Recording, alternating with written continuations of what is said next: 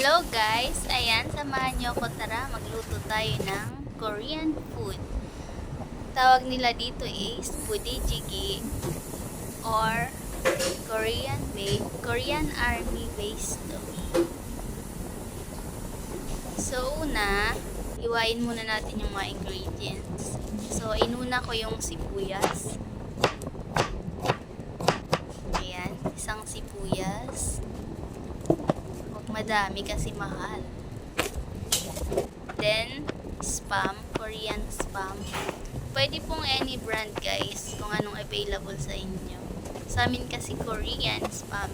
Kasi nga, Korean sila. Hahaha, char. Then, tofu. Ayun, anong ginagawa ko doon. So, ayan, isang tofu din. Sarap to guys, try nyo. Paborito to ng boss namin. And then, enoki mushroom. And then, next is leeks or onion leaves. So, ganyan yung hiwa ko guys. Kayo bahala anong style gusto nyo. Ayan. Then, next is bawang. Chop lang natin. Ayan. Bilis mo maghiwa girl ha. Then, Korean Vienna sausage. Smoke, Vienna sausage. So, ganyan yung hiwa ko. Yan. Next is, meron din tayong kimchi. Maglalagay tayo konting kimchi. Kailangan yan. So, ayan, ready na yung ating ingredients. Simulan na natin. Ayan na. Meron akong soup base na budae-jjigae. Available yan guys sa Korean store. So ayan, magsiset na ako ng may pa-arty si girl. Ganyan kasi yung setting niyan sa Korean restaurant na pinagtrabahuan ko. Ganyan yung ginagawa nila. So ganyan yung ayos niyan. Daming arte. Ayan. So, ganyan lang yung setting niya. So, ganyan yung itsura niya, guys.